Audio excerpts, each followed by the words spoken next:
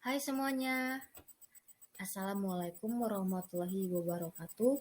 Shalom, Salve, Om Swastiastu, Namo Buddhaya, Salam Kebajikan, Salam Pancasila. Perkenalkan, nama saya Afeliana Felani Mega Purnamawati SPD, mahasiswa PPG Prajabatan Gelombang 1 tahun 2022, LPTK Universitas Nusa Cendana. Pada video ini saya akan menjelaskan tentang Understanding by Design sebagai kerangka kerja kurikulum.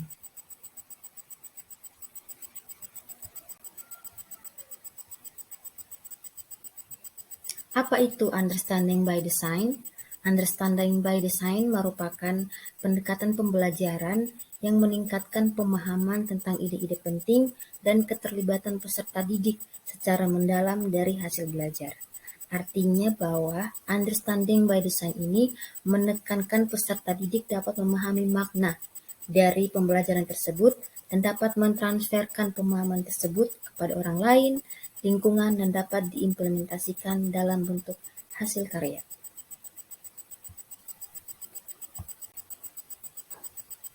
Understanding by Design ini didesain dengan menggunakan alur mundur atau disebut dengan backward design.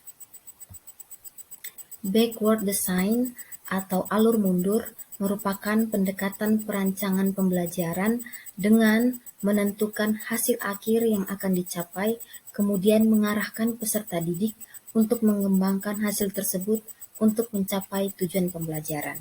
Tujuan ini agar peserta didik mampu menjelaskan, menafsirkan, menerapkan, memiliki pengetahuan diri, mampu berempati, dan memiliki perspektif dalam pembelajaran, serta menerapkan dalam kehidupan.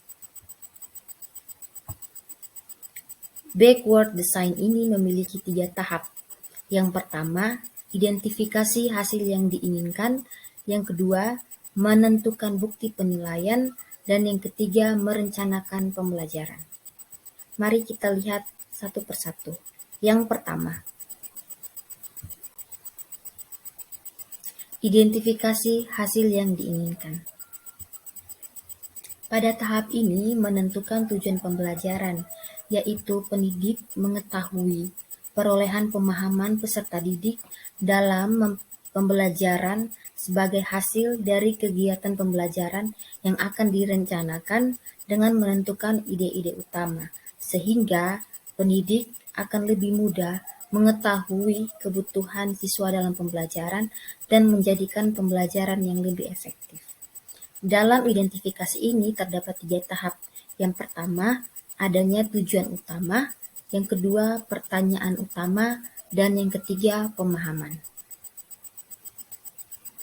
Tahapan yang kedua adalah menentukan bukti penilaian. Bukti penilaian merupakan proses pengumpulan dan pengolahan informasi untuk mengukur pencapaian hasil belajar peserta didik dengan bentuk kinerja otentik melihat pada ranah kognitif, afektif, dan psikomotorik.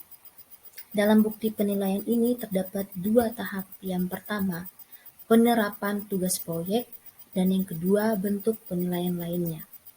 Yang pertama ini penerapan tugas proyek sebagai bentuk pemahaman peserta didik dari hasil belajar, di mana apakah peserta didik mampu memahami dan menjelaskan kembali kegiatan belajar yang telah didapatkan dengan mentransferkan kepada teman sejawat atau dalam lingkungannya.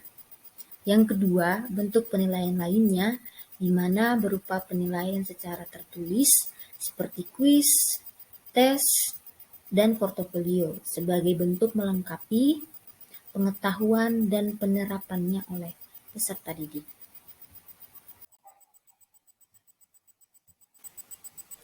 3. Merencanakan pembelajaran. Setelah mengidentifikasi hasil dan menentukan bukti penilaian, maka dalam merancang pembelajaran yang menekankan pada hasil pembelajaran untuk mencapai tujuan pembelajaran tersebut, pendidik dapat memenuhi kebutuhan belajar dari peserta didik. Dalam Understanding by Design ini menggunakan metode where to, di mana yang pertama itu ada where dan why. yaitu memastikan bahwa peserta didik memahami topik pembelajaran dan alasan mempelajari topik tersebut. Kedua, hook and hold, yaitu menarik perhatian peserta didik di awal pembelajaran, proses pembelajaran, dan di akhir pembelajaran. Yang ketiga, equip, yaitu membekali peserta didik dengan pengalaman, alat-alat, pengetahuan, dan kemampuan untuk memenuhi tujuan kinerja. Yang keempat, writing, reflect, dan revive, yaitu memberikan kesempatan kepada peserta didik untuk memikirkan kembali ide-ide, merefleksikan kemajuan, dan merevisi pekerjaan peserta didik. Yang kelima, ada evaluate, yaitu membangun kesempatan kepada peserta didik untuk mengevaluasi kemajuan dan menilai diri sendiri. Keenam, tailor, yaitu disesuaikan untuk mencerminkan bakat individu, minat, gaya, dan kebutuhan. Yang ketujuh, organize, yaitu diatur untuk mengoptimalkan pemahaman yang mendalam. Sekian penjelasan saya mengenai understanding by design sebagai kerangka kerja kurikulum. Semoga bermanfaat dan terima kasih. Sampai jumpa.